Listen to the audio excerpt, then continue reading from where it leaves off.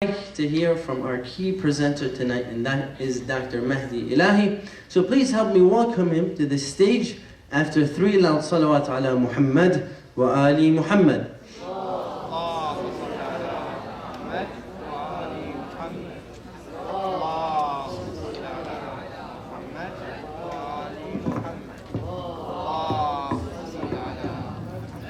Let's get some energy in here. Let's recite the loudest of salawat ala Muhammad wa ali Muhammad.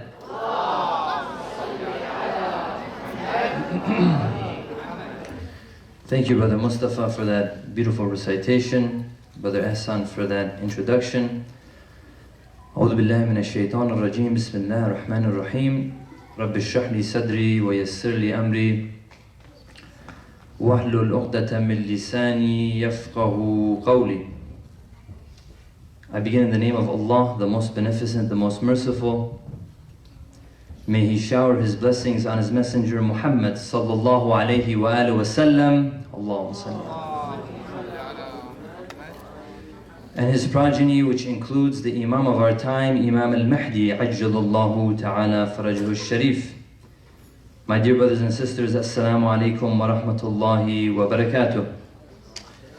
Alhamdulillah alladhi ja'alana min al-mutamassikina biwilayati Amir al-Mu'mineen Ali ibn Abi Talib.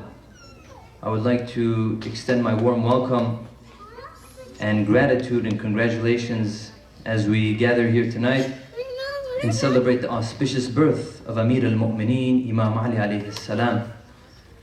All praise is due to Allah for granting us yet another opportunity to participate in this holy and sacred month of Rajab, a month which serves as a gateway to self-development. You know, it's interesting, the 6th Imam narrates that it was during this month that a small group of people decided to board the Ark of Nuh and pledge their allegiance to him in order to find guidance.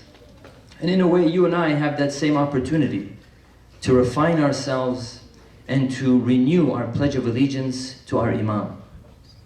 You know, if you were to ask the average psychologist or therapist of today, how long does it take for an individual to establish a good habit or to abstain from one? Many times we may find that there's something that we'd like to have embedded within our behavioral patterns, or sometimes we want to walk away from a certain vice that we indulge in. And you find that the general answer that's given by psychologists and therapists is about 40 days. Meaning at the end of 40 days, if you consistently do something day in and day out, you can be confident that it becomes habitual, that it becomes something that you do on a routine basis. In fact, many people have came and they've authored books on the power of 40. They said, look, this number 40 symbolizes a time of hardship and trial which is naturally followed by clarity and direction. But Allah subhanahu wa ta'ala, in all of His mercy, has not given us 40 days, rather He has given us 2 months, Rajab and Sha'ban, in which every second is equivalent to a year. Every hour used properly will result in the enrichment of our offspring. Every breath that one takes is equivalent to reciting the tasbihat of Fatima al-Zahra. This is the honor of these 2 months. You know, many cultures across the globe, they consider the birth of Imam Ali alayhi salam to be Father's Day, or in general Men's Day. But I'll be the first to congratulate the women and sisters, because behind every great man, there's an even greater woman. And this could not have been true in the case of Amir al-Mu'mineen, who had Sayyidati Nisa al-Alameen Fatima al-Zahra alayhi salam, to reaffirm the wilayah of the Imam. In this world where it can be very easy to distance ourselves from our faith, your presence serves to reignite and to push forth the survival of the teachings of Muhammad and Ali Muhammad, which is necessary to understand Islam the way it was meant to be understood.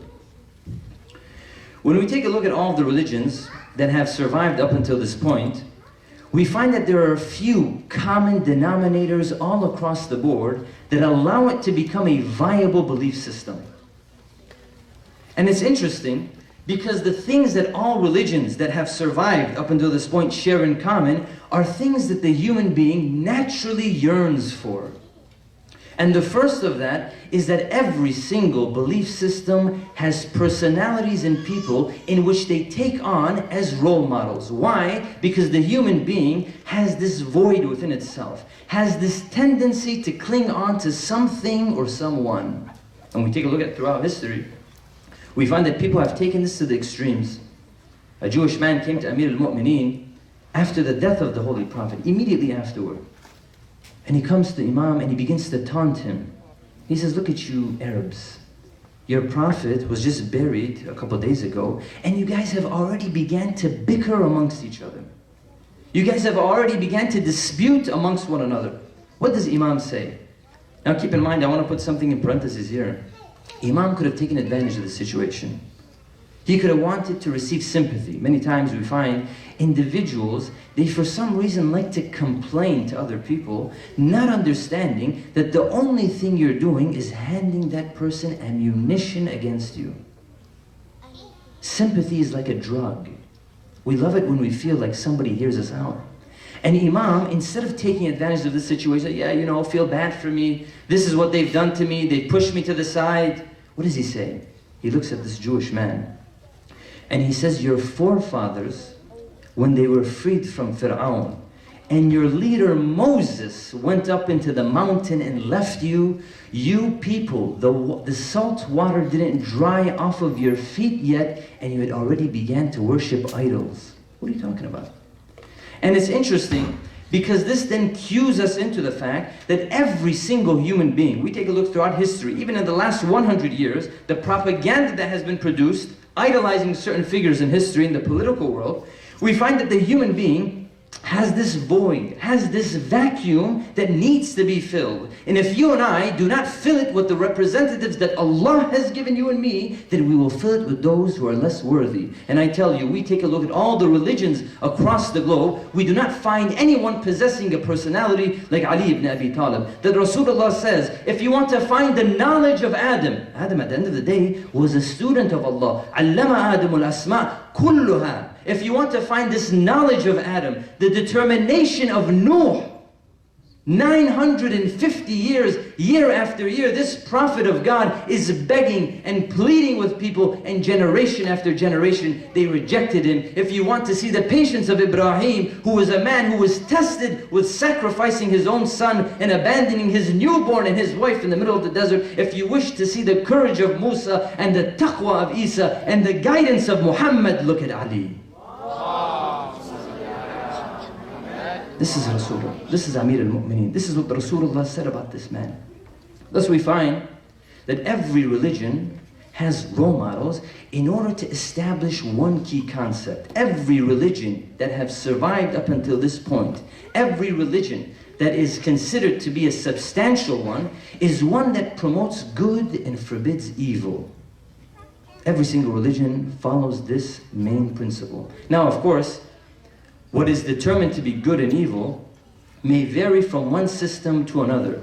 It's based off of their own frame of reference, based off of their own standard, sure. But at the end of the day, whatever religion considers to be good is promoted, and whatever is considered to be evil is demoted. Why? Because the human being has been blessed with intelligence that naturally is attracted to the concept of good. We love goodness. We love happiness. We love order and organization. When we think of these terms, they bring us joy on the inside. And this then begs the question, if the human being is one that loves goodness, well then why is there evil? And we find that this question has crossed the minds of every individual. Is Allah evil? Can Allah be evil? Did God create evil? And you and I know that the concept of a God is an entity that is worthy of being worshipped. And for one to be worthy of worship, it entails perfect goodness. As Allah subhanahu wa ta'ala says, الَّذِي أَحْسَنَ كُلُّ شَيْءٍ خَلَقَهُ. That I have created everything good and I have created everything perfect. Well, okay, if Allah subhanahu wa ta'ala has created everything good and you and I love goodness as it resonates with our spirit, why is there evil? And Amir al-Mu'mineen answers this in his khutbah 147. He says, because of the lengthening of people's desires. You see, today, the philosophy of self-indulgence, the philosophy of, you know what, do whatever you want. At the end of the day, the heart wants what the heart wants. The heart desires what it desires. You say, you know, my heart desires donuts. It's okay, eat donuts. You say, but I'm going to get diabetes. It's okay, get diabetes. I'm going to get a heart attack. It's okay, get a heart attack. It's an out-of-body experience. Everything is good. And when you tag this idea of self-indulgence, of this hedonistic ideology, when you tack it onto the fact that the human being is so intelligent, it is able to justify every action it is inclined to do, when you tack these two together, it becomes a recipe for disaster. I remember I was reading an excerpt from the autobiography of Benjamin Franklin. And Benjamin Franklin writes, he says, you know, I decided that being a vegetarian is something that aligns with my moral principles. You know, vegetarians, they abstain from meat, they abstain from fish. He says, I determined that this lifestyle, this way, is the right way, and I stand by it. I believe in it. He said, but one day, you know, I boarded a ship. This is Benjamin Franklin, one of the founding fathers. He said, one day I boarded a ferry, and after a little while, a nice smell started to emerge. And momentarily later, a brand new, freshly cooked plate of fish was put in front of me. And he says, I'm looking at this fish, and I'm remembering the principles that I stand by, and I decide to approach it. He grabs his knife. He says, I opened up the stomach of this fish. I cut right across it, and I looked inside of the digestive tract of this fish, and I noticed that there are smaller fish inside of it. And so I thought to myself, I said, you know, if fish already eat one another, then there's no harm for me to eat the fish. You see, when I put my desires and I put my moral principles next to each other, I find that my inclination and justification trumps the moral compass that I stand by. We take a look at previous nations. I look at the time of Imam al-Hussein. How is it that less than 50 years after Rasulullah is buried, you find thousands of people, historical narrations say, 30,000 people opposing the grandson of Rasulullah? How is it? Did these people lack intelligence? Did these people not know where the truth was? And even if you're going to tell me that these people were mute, even if you're going to tell me that these people were influenced by the propaganda machines of the time, did Imam not speak to them? Did Imam not tell them, and did Rasulullah not say that Hassan and Hussein, Sayyiday Shabab Ahlul Jannah? Am I not the son of the daughter of your Prophet? Imam takes it even a step forward. He says, look, if you're going to ignore all of this, let me break it down to the most simplest of logical discussions. Let me break it down so that you can understand it on a rational level. And he continues, and he says, have I killed anyone from amongst you for you to now come and seek revenge against me? Have I usurped any of your property? Have I taken any of your possessions that you have now come to claim? Imam is breaking it down to the most superficial level. That he's saying that theoretically what would drive an individual to attack another is if I killed someone from amongst you, or if I took something from you. And no one answers. He says, did I injure anyone for you to now come and get compensation? No one answers. Well, then the question is why? If I were to ask here, every single person in attendance, if I were to ask you, I have $5 million, enough for each and every single one of you, how many of you would take this $5 million? Don't worry, don't all raise your hands all at once. How many of you would take this $5 million from me? Now, if I were to tell you that this $5 million has haqqun nas in it, that there's some impurities in this money, how many would take it? You know, they actually did this study in a Muslim country. They went out into the streets and they asked people, they said, you know, if we give you $5 million, but there's haram money in it, how many of you would take it? You found that a small group of people came and said, you know, if there's even $1 of haram, we won't take it. MashaAllah. Another group of people came and said, you know, it really depends on the situation that I'm in. If I find myself being very desperate and I'm really in need, you know, I'll take this $5 million and I'll ask Allah subhanahu wa ta'ala to forgive me. About half of the people they asked said, look, we don't care if there's $1 or $100,000 haram, we'll take it all.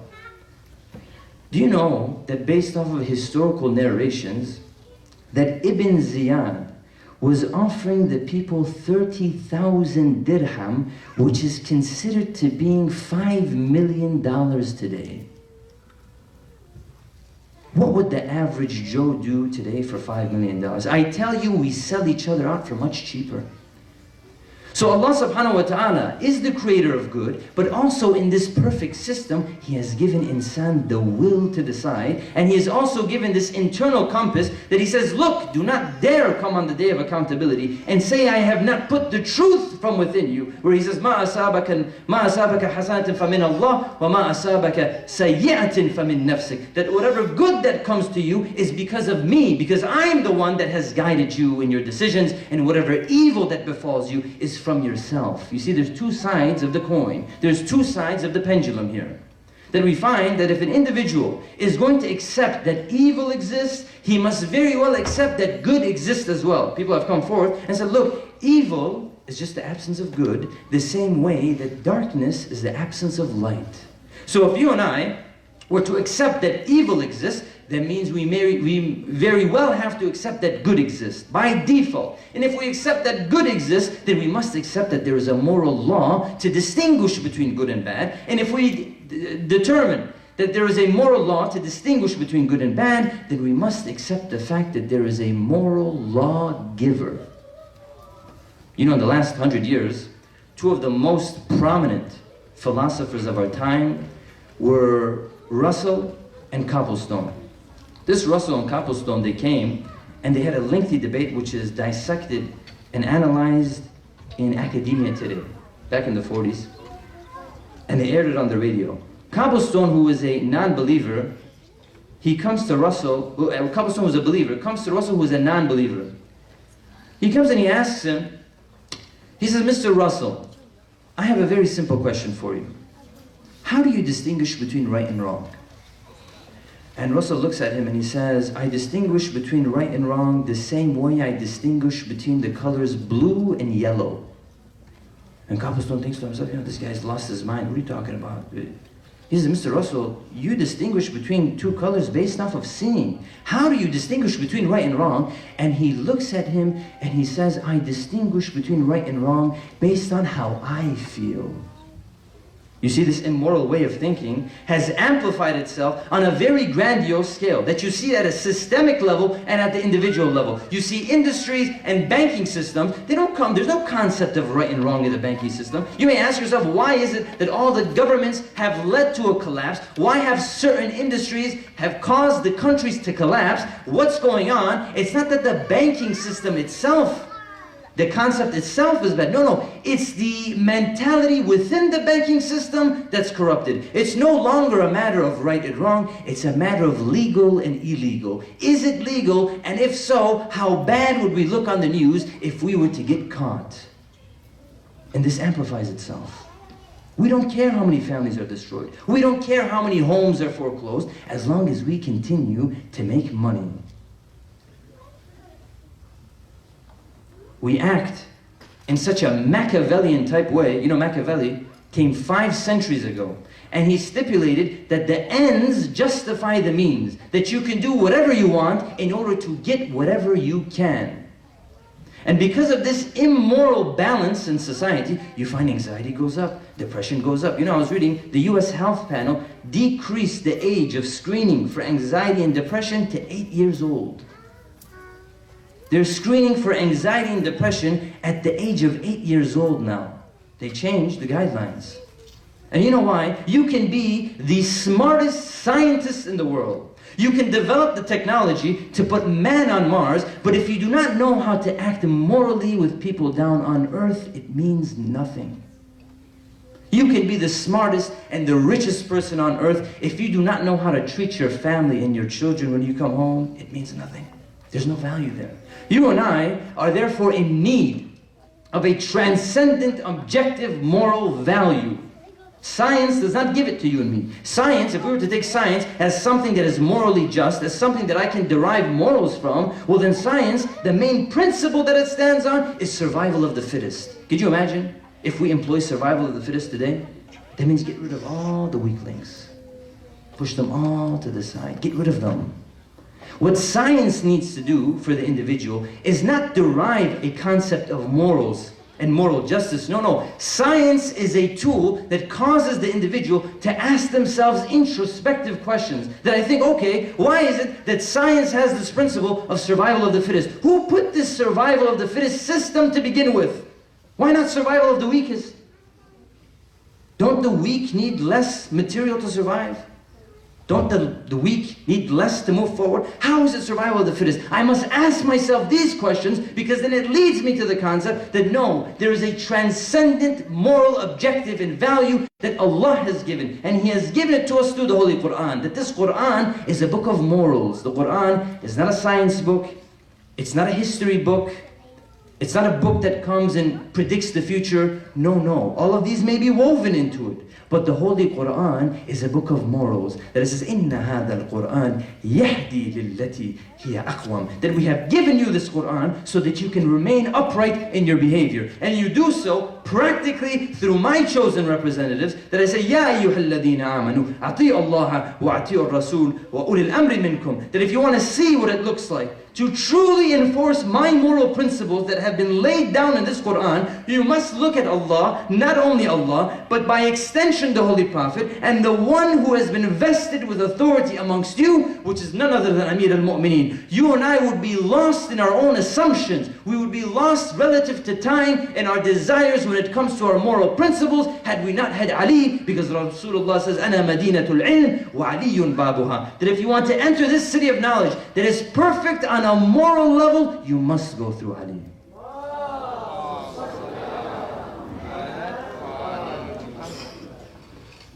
Ibn Abil Hadid, who was a Sunni, Mu'tazili scholar, Sunni, after reading Nahjul Balagha, he becomes so mesmerized that he comes and he writes a commentary and he says, Wallah, lawla haydarun ma kanat ad-dunya wala jam' al-bariyah. That by Allah, had it not been for the creation of Ali, there would have been no world. This is a Sunni scholar. George Jordak, a Christian man, in his book, The Voice of Human Justice, he says this Ali is like the pyramids of Egypt, and all the greatest minds that have came throughout history are like tiny little specks across the Nile River looking up to this great pyramid. The more you learn about him, the harder it is to speak about him. You know, Imam, he had a small band of people known as Shurtatul Khamis. Abu Dhar, Miqdad, Salman, people who were Uwais, people who were the most closest, the nearest and dearest to Rasulullah, came to the Imam and they said, oh Imam, we have pledged our lives for you. Amr ibn Khuzay comes and he says, Ya Amir al-Mu'mineen, if you ask us to remove the mountain, stone by stone, pebble by pebble, dirt by dirt, and if you were to ask me to remove the water in the ocean, bucket by bucket, you would not find weakness in me. What has drawn all people, past and present? What is this gravitational force that has inclined everybody to go towards this man? You know what it is? It's because no one after Rasulullah was able to perfect the relationship between salat and zakat like Ali.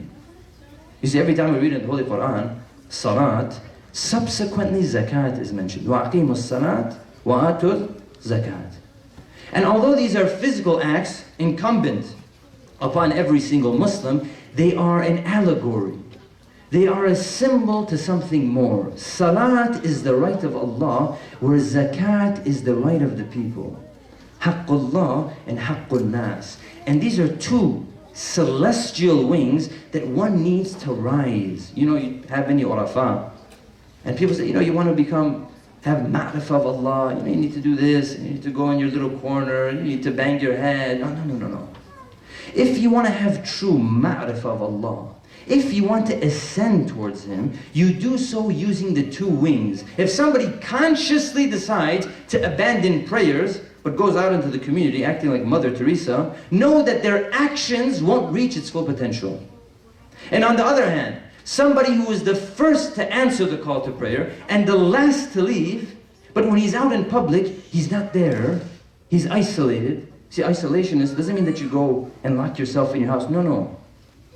Isolationism is when you're in public but you're not present. You're there but you're not there. If somebody answers the call to prayer, first one there, last one to leave, but when he's in public, when he's in his community, he's not sensitive to the time, understand that that prayer goes up to the ceiling, hits the ceiling, comes back down and hits you in the head.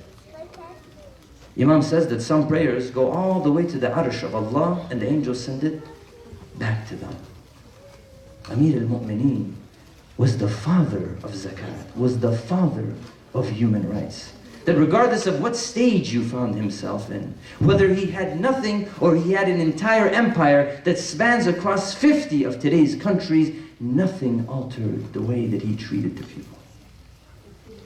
An old lady comes to Muawiyah and he says, "Oh Muawiyah, your governor Busr ibn Artat has come and he collected the taxes. But in doing so, he killed our men and he seized our property. O Muawiyah, if you return this property back to us and you address this issue with your governor, we will be most grateful. But if you don't, then we will know what type of individual you are." And Muawiyah is puzzled. He looks at this old lady and says, "Who do you think you're talking to? You talk to Muawiyah ibn Abu Sufyan this way." Look at the arrogance. He speaks to himself. He regards to himself in the third person. He says, "You talk to Muawiyah ibn Abu Sufyan in this matter? How about I send you to this governor of mine and have him finish you once and for all?" And this lady, she puts her head down and she begins to cry. And she recites this one line of poetry that really touches the heart. She says, "Praises of Allah unto the grave of the man who when he was buried, justice was buried with him." And Muawiyah looks at this lady. He says, "Who are you talking about? Who is this? What has driven you to say such a thing? Who is this person you're talking about?" She says, "Ali ibn Abi Talib." He says, "What has driven you to say that when Ali was buried, justice was buried with him?" She says that one day, the governor of Ali, he too came and collected the taxes. He didn't kill anyone. He didn't seize any property. But the amounts that he was collecting, it wasn't adding up. It didn't make sense. So I went towards Amir al-Mu'mineen and I seen that he was praying. And when he looked up at me, he finished his prayer quickly and he said, "What can I do for you?" And I explained to him the situation. And I noticed that Ali goes and he raises his hand and he begins to cry. He says, "Wallah, I never taught anyone to oppress or usurp the rights of any individual." And without further notice, she says that he grabbed a piece of animal skin and he writes on it, without stamping it, without sealing it, he gives it to me and he says, "Go and tell that governor to step down." And here's what we need to pay attention to.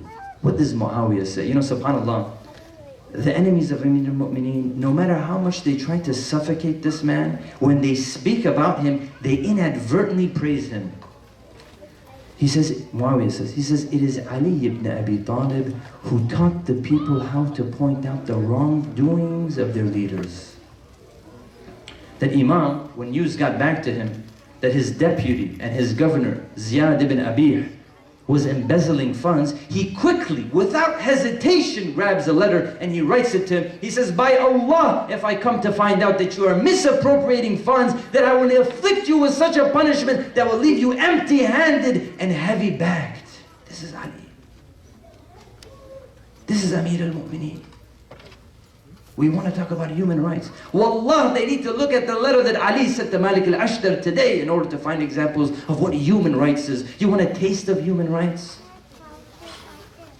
And you have human rights on one side, and on the other side of the pendulum, you have the right of Allah and His Messenger. You know, after Rasulullah received the preliminary revelation of Iqra, it wasn't until 3 years later that Allah revealed the next verse to him. Meaning what? Meaning Rasulullah didn't come down from the cave singing hallelujah and spread the religion of Islam. No. 3 years Allah kept the religion in-house until He comes and He reveals to the Holy Prophet, وَانْظُرْ أَشِيرَتَكَ الْأَقْرَبِينَ دَعْوَةُ الْعَشِيرَةِ. That go and warn your close relatives. Meaning what? Meaning before you and I go out and try to act holier than thou with people that we may know, what about our own family? How do we treat our own family? Have we done our best to guide those that we know? So Allah subhanahu wa ta'ala reveals, He says, oh Prophet, go invite your close relatives. Rasulullah goes to Amir al-Mu'mineen, and he says, Ya Ali, I want you to prepare a meal and invite the sons of Abdul Muttalib. And so they do so.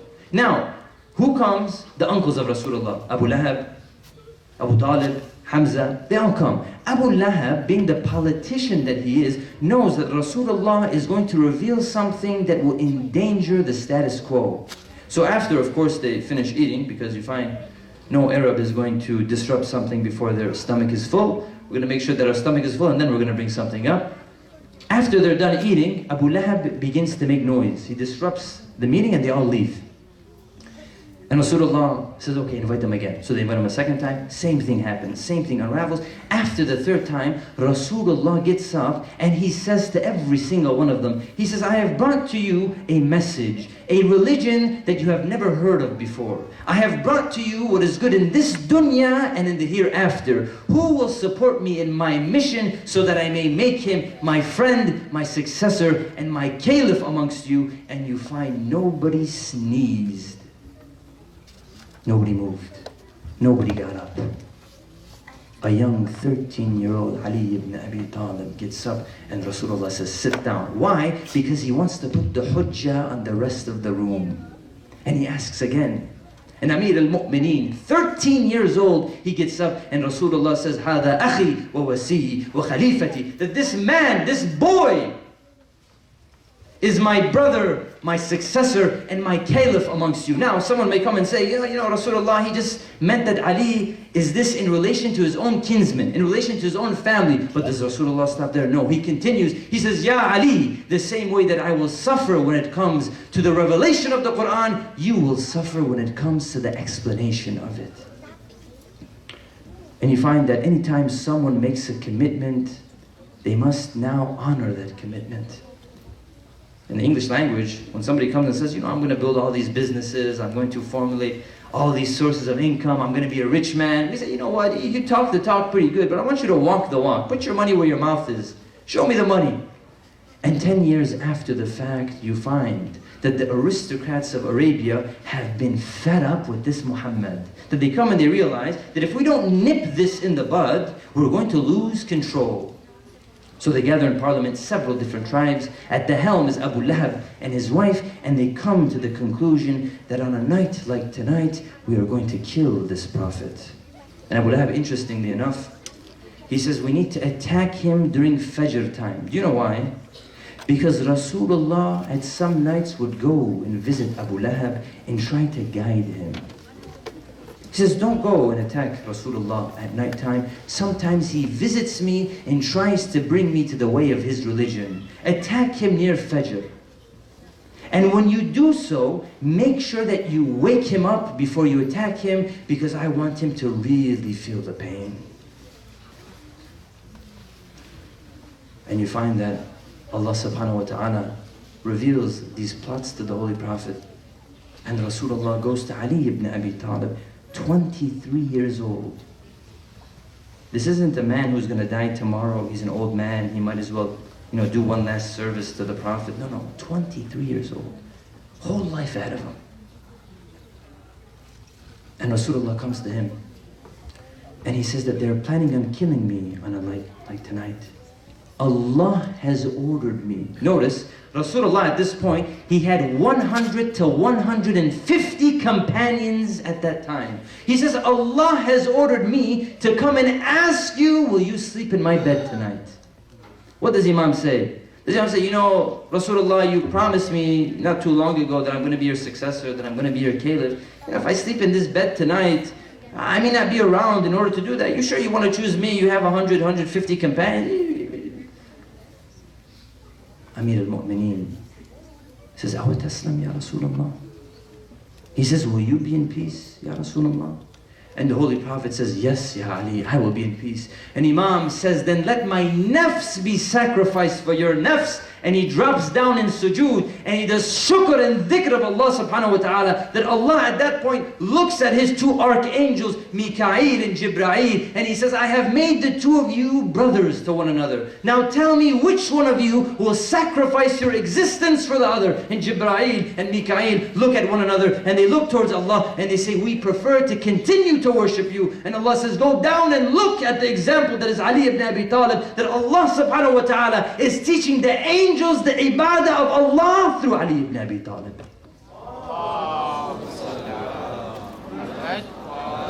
And Allah reveals, وَمِنَ النَّاسِ مَنْ يَشْرِي نَفْسَهُ بِتِقَاءَ مَرْضَاتِ اللَّهِ. That there are those who sell their souls. You see, when we take a look at the tafsir, the terminology could either mean buy or sell. It's mutawatir. But we know through tafsir that Amir al-Mu'mineen sells his soul. You know, many times, I speak of myself, for example, when I want to give in charity, I think to myself, you know, my bills are paid, my mortgage has been addressed, I set aside the vacation money, you know, there's a little bit of money left over, I don't mind giving away. I don't mind, I won't lose too much sleep for it. Sometimes we buy our way into the good graces of Allah, but Amir al-Mu'mineen is the individual that sells every single thing that he has in the way of Allah. وَيُطْعِمُونَ الطَّعَامَ عَلَى حُبِّهِ. That this Amir al-Mu'mineen, he himself is in need. عَلَى حُبِّهِ. That I give when I need it myself, and on top of that, not only that, because there's three levels of giving. There's one who gives because he has, there's one who gives when he himself is in need, and there's one who gives it all up, and that is Ali. This is Amir al-Mu'mineen. And I'll conclude with this point. You know, many times when we talk of the wilaya, we come here and we celebrate wilaya, we find that only one aspect of wilaya is considered. We find that the Holy Quran says, Allahu waliyul ladina amanu, innama waliyukum Allah, wa rasuluhu wal ladina amanu, al ladina yukhrijuna min al-dhulumat, innama waliyukum Allah, wa rasuluhu wal ladina amanu, al ladina yuqimuna as-salat wa yutuna az-zakat wa hum rak'un. We find that Allah subhanahu wa ta'ala discusses the guardianship and the duty that you and I have to obey Him several times. And we find that these concepts are spoken about from the pulpit year after year. But you know, there's a second type of wilayah that the Quran mentions. Allah says, وَالْمُؤْمِنُونَ وَالْمُؤْمِنَاتِ بَعْضُهُمْ أَوْلِيَاءُ بَعْضٍ. That the believing men and the believing women are guardians over one another. You see, there's the vertical wilayah, the one that comes through Allah, Rasulullah, and Amir al-Mu'mineen, and there's the horizontal wilayah. The wilayah that you and I have over each other. That when somebody comes, how many times have we heard somebody come and tell us, you know, you won't believe what I just heard about this X, Y, and Z person. And we become so excited. Hey, have a seat. Let me grab my popcorn. We become so absorbed in this conversation. What is it? What did you find out? How many times, you know, I had a young brother, he came to me, he said, you know, I have this friend that I hold near and dear to my heart, but you know, every time I'm the one that reaches out to him. Every time I'm the one that calls him. I'm the one that texts him.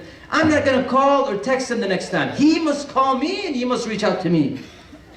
I say, brother, you have too much time on your hands. Why are you keeping track of all this? Are we so egotistical that when it comes to the lover of Ali, we keep tabs on them? Amir al-Mu'mineen says, you want to serve me? How do you serve the one that loves me? And I'll conclude with this story. Nabi Musa, there was a time that the Bani Israel, there was a drought and rain wasn't coming. And Bani Israel in Bani Israel fashion comes to Nabi Musa and they say, yo Musa, why don't you go and tell your God to bring rain down for us? And Musa goes and asks, he says, you know, I have a better idea. Why don't we all congregate and we go out into the middle of the desert and we pray to Allah for rain. And so they do so. 1 day goes by, 2 days goes by, 3 days go by, and Musa begins to become impatient. He becomes worried. You know, we're out here, we're doing dhikr, we're doing congregational prayers, no rain is coming down. What's going on here? And Allah reveals to him, He says, oh Musa, the reason why rain hasn't come down yet is because there is one person from amongst your congregation that is praying right now that is a sinner. Until he doesn't leave, I won't bring rain down. And so Musa goes to the people, he carries on and he relays this message. He says, Allah has told me that rain is not going to come down unless the one of you who knows that they're a sinner gets up and leaves. Now this sinner is there and he's thinking to himself, you know, I have two options here. If I get up and I leave, then everybody knows that I'm the one that's a sinner. If I get up and leave, nobody does it, and rain will come down. If I stay, rain isn't going to come down. What do I do here? And you find that this person, this individual, does what every single person would do when their back is against the wall. He raises his hand and he asks Allah for forgiveness, and you found that moments later rain begins to come down. Clouds emerge and rain comes down. But Musa is puzzled, Musa is confused. He says, you know, I noticed nobody got up and left, yet rain still came down. So he goes and he asks Allah, so Allah, you said that one person has to leave, nobody left, what's going on here? He says, don't worry, that person asked me for forgiveness. And Musa says, okay, alhamdulillah, but you know, just out of curiosity, who is this person? And Allah subhanahu wa ta'ala looks at him and he says that I did not embarrass this person when he was a sinner. Do you think I'm going to humiliate him now that he has asked for forgiveness? This is Allah subhanahu wa ta'ala. This is the type of consideration that the lovers of Ali have to have for one another in order to truly pledge our allegiance to the Imam and to the Imam of our time. We have to be loving to one another. I'll leave you with this. May Allah subhanahu wa ta'ala grant us as the true followers of Amir al-Mu'mineen and allow us to visit his shrine in the near future. Wassalamu alaikum wa rahmatullahi wa barakatuh.